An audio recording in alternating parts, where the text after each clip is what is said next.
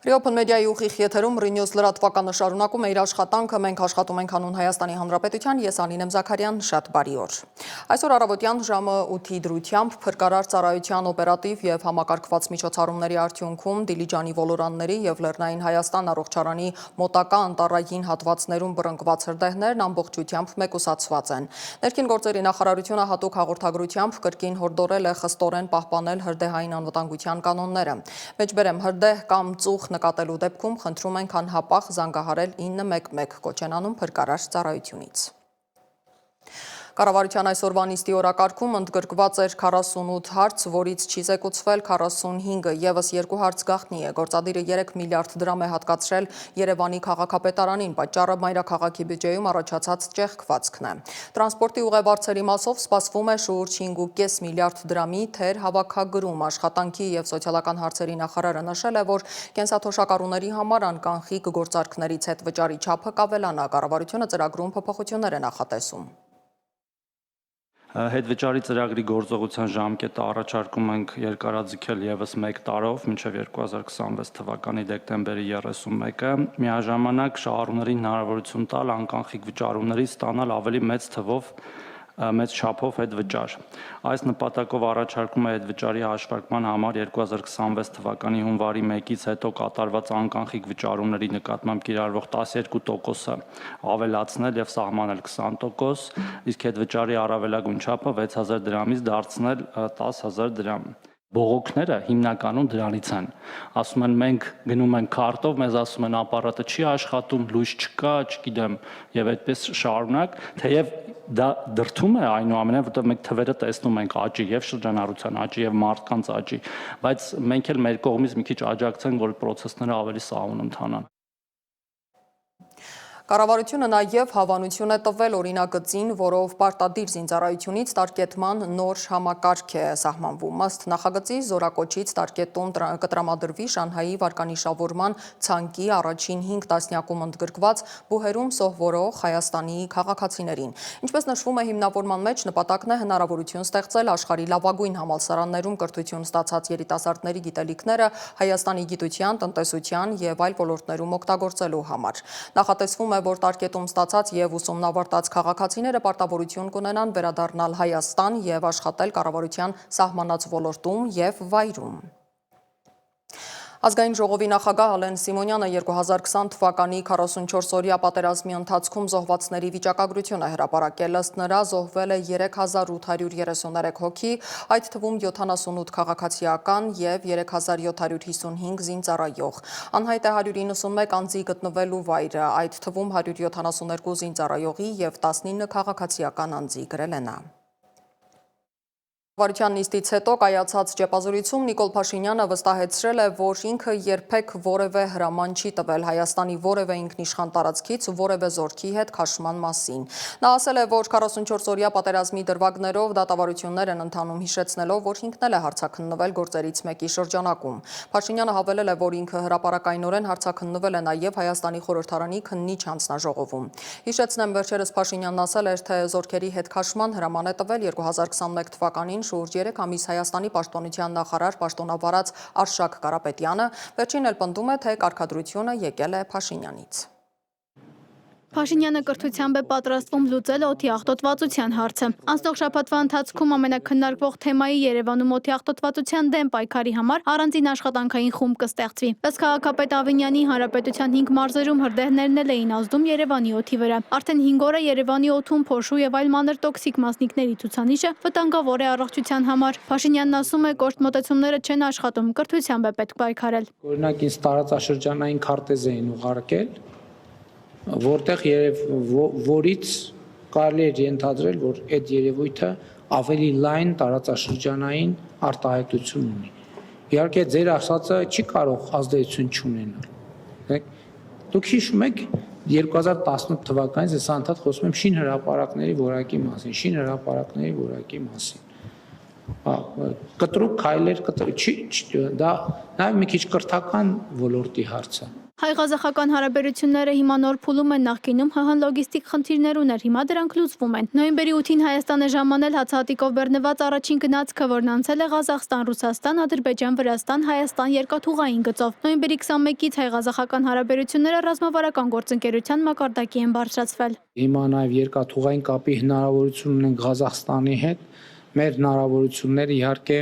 ընդլայնում են, առաջիկայում մենք պայմանավորել ենք, որ տնտեսվարողների պատվիրակություն կմեկնի հայաստանյան Ղազախստան, որպեսզի տեսնեն, թե ինչ ուղղություններով է, որ փոխգործակցությունը տնտեսական հնարավոր է խորացնել, ինչու եմ հատկապես տնտեսականը ընդգծում, որովհետև քաղաքական երկխոսությունը եղել է բարձր մակարդակի եւ կա բարձր մակարդակի ակնհայտորեն, հակառակ դեպքում հարաբերությունները ռազմավարականի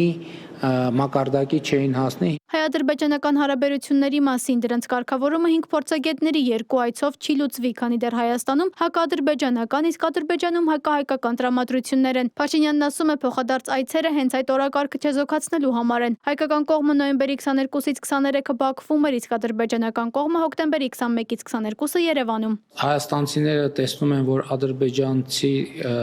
ձեր նշած շրջանակների խոսույթում բան չի փոխվում, ադրբեջանցիները տեսնում են իրենց գնահատման, որ հայաստանցի շրջանակների խոսույթում բան չի փոխվում։ Երկխոսությունը նրա համար է, որ խոսույթում բան փոխվի։ Իսկ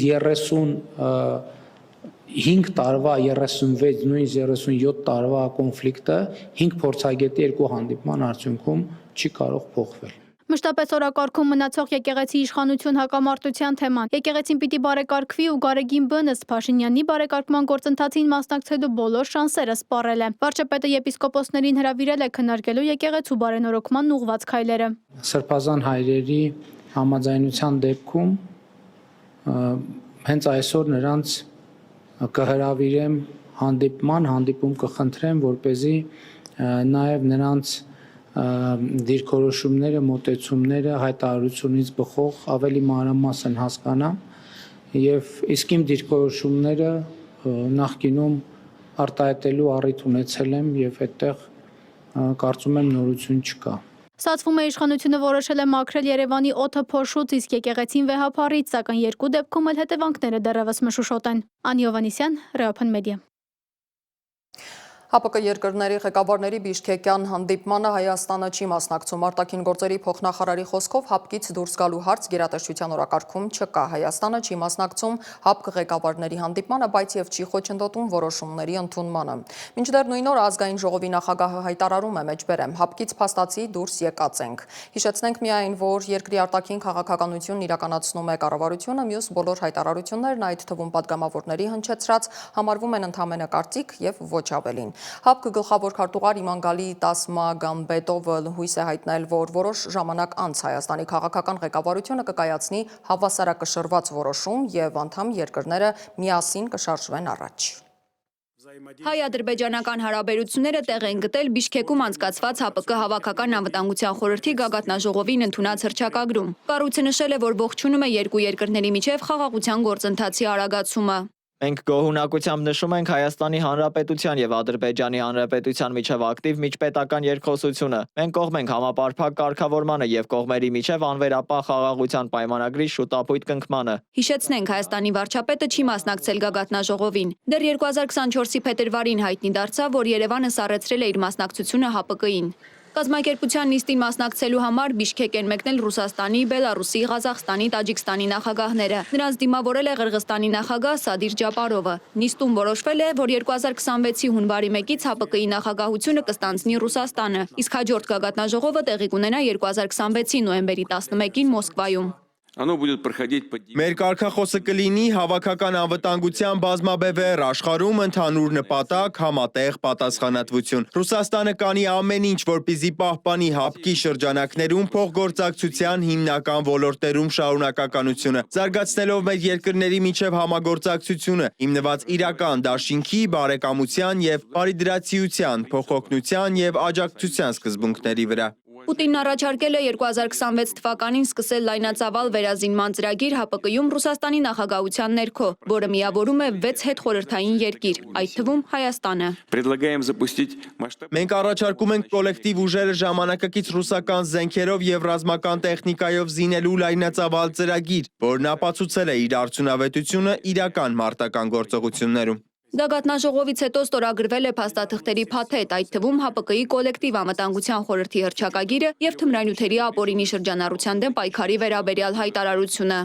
Մերի Դանիելյան, Reopen Media։ Թուրքիայի ազգային անվտանգության խորհուրդը նիստ է անցկացրել նախագահ Էրդողանի գլխավորությամբ CNN Թուրքի փոխանցմամբ, այլ հարցերի շարքում քննարկվել են նաև երկկողմ եւ տարածաշրջանային համագործակցության հնարավորությունները, հաշվի առնելով Ադրբեջանի եւ Հայաստանի միջև խաղաղության գործընթացում վերջին դրական զարգացումները։ Նշվում է, որ հաստատվել է Թուրքիայի կամքը Հարավային Կովկասում խաղաղություն, կայունություն հաստատելու եւ զարգացում ապահովելու հարցում։ Կոստանդնուպոլսի հայոց Սահակ երկրորդ պատրիարքը Թուրքիայի նախագահ Թայիփ Էրդողանի հրավերով մեկնել է Անկարա։ Հայոց պատրիարքության հաղորդագրության մեջ նշվում է, որ այսօր Թուրքիայի ժամանում Հռոմի Լևոն 14-րդ պապը, որի առաջին կանգառն Անկարայում է։ Նույն օրը հանրապետության նախագահն ի պատիվ Նորին Սրբության ընդունելություն է կազմակերպելու, որին հրավիրել է նաև Նորին ամենապատվությանը։ Հռոմի պապի այցի օրակարգում են այցելությունն Աթաթուրքի դամբարան, հանդիպումը Թուրքիայի նախագահի հետ, նրա հետ համատեղ ասուլիսը եւ հանդիպումը քրիստոնյա հոգևորականների հետ։ Նա կայցելի նաև մի քանի տաճարներ, այդ թվում Սուրբ Գևորգ եկեղեցի։ Արտասահմանյան առաջին այցի ուղղություն Լևոն 14-րդ պապը Թուրքիան է ընտրել, որտեղ բնակչության գերակշռող մեծամասնությունն իսլամի հետևորդ է։ Կաթոլիկ եկեղեցու առաջնորդն այսօր մեկնել է Անկարա ու հանդիպել Էրդողանին։ Պապի հետ 80 լրագրող է գնացել Թուրքիա, որտեղ ի դեպ Լևոն 14-րդը լատիներենի փոխարեն անգլերեն կխոսի։ Աթաթուրքի շիրիմին ծաղկեպսակ է խոնարհում կաթոլիկ աշխարհի սրբազան քահանայապետը։ Հետաքրքիր է, որ Լևոն 14-րդ պապը Թուրքիայի է գնում երիտթուրքերի հրահանգով սպանված հայազգի արքեպիսկոպոս Իգնատիոս Մալոյանին սրբադասելուց ամիսուկես հետո։ Մինչ այս 20-ից 21-րդ դարերում Թուրքիա 4 պաշտոնական այց է կատարվել Վատիկանից։ Ռեջեփ Թայիփ Էրդողանի հրավերով Անկարայում է նաև Պոլսո հայոց պատրիարք Սահակ II, նա ևս հրավիրված է Թուրքիայի նախագահի կողմից Հռոմի պապի պատվին կազմակերպված ընդունելությանը։ Սիմոն Հովանիսյան, Reopen Media։ Վերջին օրերին ակտիվացել են հայ-թուրքական թեմաները, երբ Թուրքիայի արտաքին գործերի նախարարը բաց հայտարարեց, թե երբ կկարգավորեն հարաբերությունները, կբացեն սահմանը, որ ամեն ինչ կապված է Ադրբեջանի հետ եւ այլն։ Այս առիթով մեր ֆրանսալեզու թողարկումների հեղինակ Հասմիկ Առաքելյանին Ֆրանսիայում ապաստանած թուրք մտավորական Ահմեդ Ինսելը ներկայացրել է թուրքական պետության իրական ձգտումները հայկական հարցում, նաև պնդել, որ նախորդ տասնամյակների ֆոնին Թուրքիայում հակահայկական տրամադրությունների աճ է դիտարկել։ Özür diliyorum, հայեր ներեք մեզ արշավը 17 տարի առաջ Թուրքիայի ներքաղաքական կյանքը ցնցեց եւ հայոց ցեղասպանության մասին գրեթե 1 դար լռությունից հետո թուրք մտավորականները ոչ միայն խոսեցին, այլև հրապարակավ ստորագրահավաք անցկացրին, որով ներողություն էին խնդրում, որ չեն կարողացել կանխել հայոց մեծ եղեռնը։ Իմ խիղճը չի ընդունում անտարբերությունն ու ուրացումը հանդեպ մեծ եղեռնի, որին ենթարկվեցին օսմանյան հայերը 1915 թվականին։ Ես մերժում եմ այս անարդարությունը, կիսում եմ իմ հայ քույրերի եւ եղբայրների զգացմունքներն ու ցավերը եւ ներողություն եմ խնդրում նրանցից։ Այս տեքստի եւ Քարոզարշավի հեղինակները Թուրքիայի առաջատար հրատարակչություններից Իլեշի թիմի համահիմնադիր պրոֆեսոր Ահմեդ Ինսելն էր, լրագրող Չենգիզ Ակթարը, պրոֆեսոր Բասկն Օրանը եւ Ագոսի լրագրող Ալի Բայրամօղլուն։ Ընդամենը մի քանի օրում ավելի քան 32,000 թուրք իր ստորագրությունը դրեց այս խնդրագրի տակ եւ առերեսվեց սեփական պատմության սև էջերին։ Ահմեդ Ինսելն ասում է, սրանով իրենք նաեւ ներողություն էին խնդրում, որ չեն կարողացել պաշտպանել հրանտ դիմքին։ Ce qui nous a le plus Ամենից շատ մեզ մոտիվացրել էր դրանից 1 տարի առաջ մեր ընկերոջ Հրանտ Դինկի սպանությունը։ Մեզ համար դա իր տեսակով յուրատեսակ պարտք էր Հրանտի հիշատակի առջև, որ շարունակեինք Հրանտի սկսած գործը, որով նա զբաղվում էր 10-ամյակից ավելի։ Նպատակն էր նախ բարձրաձայնել հայոց ցեղասպանության հարցի մասին, բայց միևնույն ժամանակ երկխոսություն ստեղծել, որպեսզի ցեղասպանության ճանաչումը տեղի ունենա գիտակցման, այլ ոչ թե պարզապես փաստի արձանագրման միջոցով։ Իսկ մինչ այդ 90-ականներից երիտասարդ պատմաբաններն արդեն սկսել էին վերլուծել հայերի ջարդերը, ավելի ու ավելի հաճախ օգտագործելով ցեղասպանություն հասկացությունը, եւ դա միայն 1915-ը չէր, խոսվում էր նաեւ 1955-ի ջարդերի մասին, որոնցով գնացին հույները, հայերը, հрьяաները։ Այսինքն մենք գտնվում էինք մի ժամանակաշրջանում, երբ առերեսվում էինք Թուրքիայի Հանրապետության վերջին 100 տարվա պատմության հետ, ոչ միայն հայերի ցեղասպանության, այլև փոքրամասնությունների կամ ձախակողմյանների դեմ կիրառված բազմաթիվ բռնությունների փաստերին, հատկապես 1980-ի հեղաշրջումից հետո։ Ինսելը քեմալական եւ մուսուլմանական ընտանիքից է, հասակ է առել Ստամբուլի Կուրտուլուշ բազմազգ թաղամասում, հայերի հետ կողք կողքի։ Էրդողանի վարած քաղաքականության խիստ քննադատներից է։ Համոզված է առաջիկա 100 տարում եւս Թուրքիան չի ճանաչի հայոց ցեղասպանությունը։ Իր գրած Էրդողանի նոր Թուրքիան գրքի առանցքում Թուրքիայի ժողովրդավարության հարցն է, որը նա կապում է հայոց ցեղասպանության ճանաչման խնդրի հետ։ Այս չճանաչելը բռնության այս ժխտումը ներառյալ հայոց ցեղասպանության, բայց նաև հույն եւ հրյա փոքրամասնությունների դեմ տարբեր մասշտաբի ճնշումները 1938-ին ալևիների կոտորածը, Դերսիմի ջարդերը հանգեցնում են նրան, որ այդ հիշողությունների ժխտման պատճառով թուրք հասարակության երևակայության մեջ մշտապես բռնության բռնկման հակում կա։ Կարելի ասել սրանով քնեցրած բռնարարը կարող է արթնանալ, այսինքն այն ինչ ճնշվում է, պարբերաբար վերադառնում է տարբեր մակարդակներում, սոցիալական հարաբերություններում, առօրյա կյանքի շփումներում, միջանձնային հարաբերություններում եւ այլն։ Հետևաբար ժողովրդավարացումը խղճի ազատությունն է։ Խոսքի ազատությունը թույլ է տալիս, ինչպես տեսանք 2000-ականներին, երբ Թուրքիայում սկսեցին քննարկել, բացատրել, գրքեր հրատարակել ցեղասպանության եւ բռնությունների թեմայով։ Ապրիլի 24-ին ցեղասպանության զոհերի հիշատակի ոգեշնչման արարողություններ իրականացնել Ստամբուլի Թաքսիմ հրապարակում, մարդկանց իրազեկել, քննարկել եւ գիտակցել տեղի ունեցածը։ Սա մեր ունեցած միակ զենքն է։ Ժողովրդավարության եւ հայոց ցեղասպանության ճանաչման միջև կապը հենց սա է։ Սորբոնի համալսարանի նախկին պրոռեկտորն ու Ստամբուլի Գալաթասարայի համալսարանի պրոֆեսորը կասկածում է, որ առաջիկայում հայ-թուրքական սահմանը կբացվի։ Կարծում է, այս հարցում Ադրբեջանն է ճնշում գործադրում Թուրքիայի վրա։ Ու թեև պաշտոնական Երևանն ու Բաքուն կարծես խաղաղության պայմանագիրը ստորագրելու ճանապարհին են, բայց Ադրբեջանը դեռևս այլ պահանջների խաղաքարտեր ունի։ Թուրքիան չի գնա հարաբերությունների կարգավորման, եթե Ադրբեջանն իր համաձայնությունը չտա։ Մի հանգամանք կա, որի վրա հարկավոր է ուշադրություն դարձնել։ Ադրբեջանը Թուրքիայի վրա մեծ ազդեցություն ունի իր նավթով, եւ ներկայիս իրավիճակում, երբ Թուրքիան հարկադրված է Իրանից գազ չգնել, Ռուսաստանից նավթ չգնել, Ադրբեջանը այս տեսակետից ուժեղ է։ Էրդողանը պրագմատիկ է արտաքին քաղաքականության մեջ, թեև դեսպոտ է իր երկրի ներսում, պրագմատիկ, որը կարող է երկու իրարամերժ բան անել՝ մեղադրել Իսրայելին, բայց շարունակել առևտուր անել։ Այս առումով գուցե Թուրքիան Հայաստանի համար մի պատուհան բացի, եթե Հայաստանի եւ Ադրբեջանի միջև խաղաղություն հաստատվի։ Թուրքիան շահագրգռված է եւ կարող է դրդել Հայաստանին եւ Ադրբեջանին բացել Զանգեզուրի միջանցքը, որ Նախիջևանն ուղիղ կապ ունենա Ադրբեջանի հետ։ Երեք երկրների միջև եղած դիվանագիտական վերջին թարմացումներին մանրամասն չեմ տիրապետում, որ ավելին ասեմ այս մասով։ Մի բան հստակ է, Ահմեդ Ինսելը շեշտում է, 2000-ականների սկզբին իրենց նվաճած դիրքերից նահանջել է Թուրքիայի հայամետ հասարակությունը։ Այլևս չեն կարողանում հրապարակային միջոցառումներ կազմակերպել, հանրահավաք իրականացնել Թաքսիմ հրապարակում, ինչպես դա արել են 2008-ից 2016 թվականներին։ Հասմիկ Առաքելյան, Reopen Media։ Եվրամիության անդամ երկրների արտգործնախարարները քննարկել են Ռուսաստանի պատերազմը Ուկրաինայում դադարեցնելու ջանքերը։ Եվրամիության արտաքին քաղաքականության եւ անվտանգության հարցերով բարձր ներկայացուցիչ Կայա Կալլասը հայտարարել է, որ ուշադրության կենտրոնում պետք է լինի այն, թե ինչ զիջումների կդիմի ռուսական կողմը։ Նրա խոսքով պատերազմն ավարտին հասցնելու ցանկացած խաղաղ համաձայնություն պետք է պարտավորություններ սահմանի ագրեսորի նկատմամբ, այլ ոչ թե զոհի, որպեսզի վերջին ապագայում խուսափի նոր ներխուժումից։ Ուշագրավ է, որ այս պահանջները հնչում են մի իրավիճակում, երբ Միացյալ Նահանգներն ու Ռուսաստանը առանց Եվրոպայի քննարկում են Ուկրաինայում պատերազմն ավարտելու պայմանները։ Սպիտակ տունը մշակում է համաձայնագիր եւ այն գրեթե պարտադրում Կիևին։ Միջազգային լրահոսի բոլոր կարևոր իրադարձությունների մասին մեկ տեսաշարով։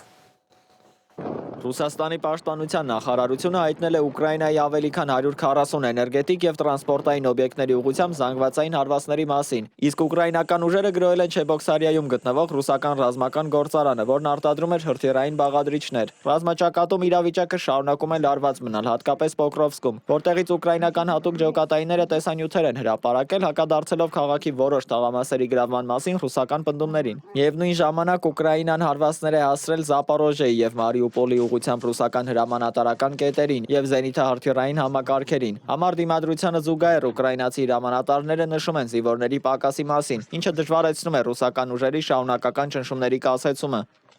Հոնկոնգի Տայպո շրջանի բնակելի համալիրում բռնկված խոշոր հրդեհի հետևանքով զոհվել է 55 մարդ, 279-ը ստացել են մարմնական վնասվածքներ։ Չինաստանի նախագահ Սին Ցինփինի հանձնարարականով եւ տեղական իշխանությունների համակարգմամբ իրականացվում են լայնածավալ փրկարարական աշխատանքներ, իսկ ոստիկանությունը ձերբակալել է 3 կասկածյալի ոչ կանխամտածված սպանության մեղադրանքով։ Թեև հինգշաբթի առավոտվա դրությամբ կրակը հիմնականում վերահսկողության տակ է առնվել, հարյուրավոր հրշեջներ եւ կամավորներ շարունակում են օգնություն ցուցաբերել տուժածներին։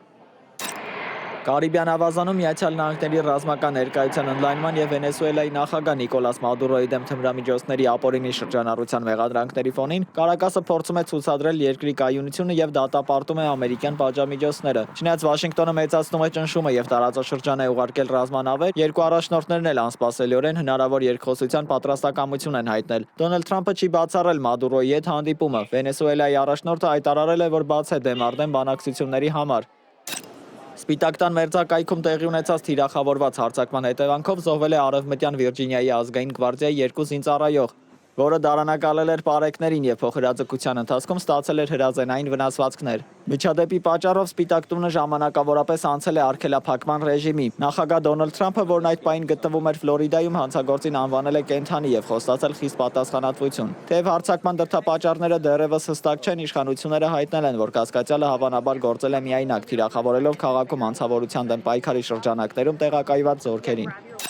Գվինեա-Բիսաում զինվորականների խումբը նախագահական ընտրությունների արդյունքների հրապարակումից 1 օր առաջ զավթել է իշխանությունը եւ տապալել գործող նախագահ Ումարո Սիսոկո Էմբալոյին։ Զինվորականները հայտարարել են կարգու կանոնի վերականգնման բարձրագույն ռազմական հրամանատարության ստեղծման մասին, կասեցնելով ընտրական գործընթացը, փակելով սահմանները եւ սահմանելով պարետային ժամ։ Ըստ ապստամբների հեղաշրջումն իրականացվել է ընտրությունների արդյունքների կեղծումը եւ քաղաքական գործիչների ու թմրաբարոնների ծրագրած ապակայունացումը կանխելու նպատակով։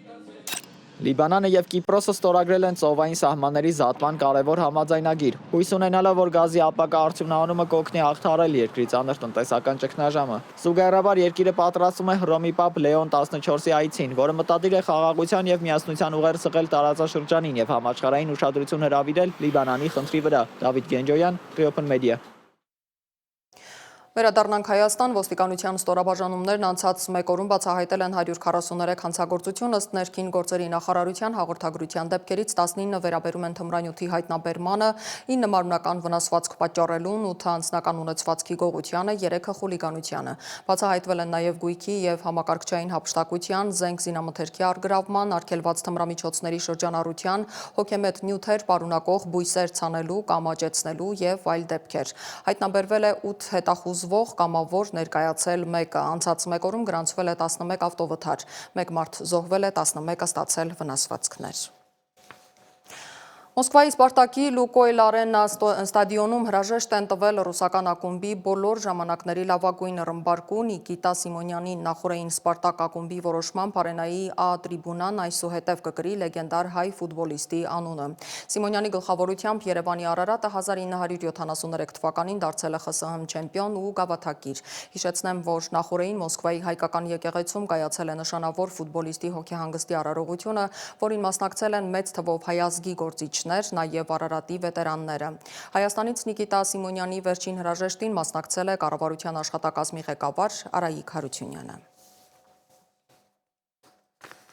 Այսքան այս ժամի համար, հիշեցնեմ, որ մեզ կարող եք գտնել սոցիալական բոլոր հարթակներում, մենք աշխատում ենք հանուն Հայաստանի Հանրապետության։ Ես Անին եմ Զաքարյան, ձեզ հրաժեշտ եմ տալիս, բարի ու խաղաղ երեկո բոլորիս, կհանդիպենք։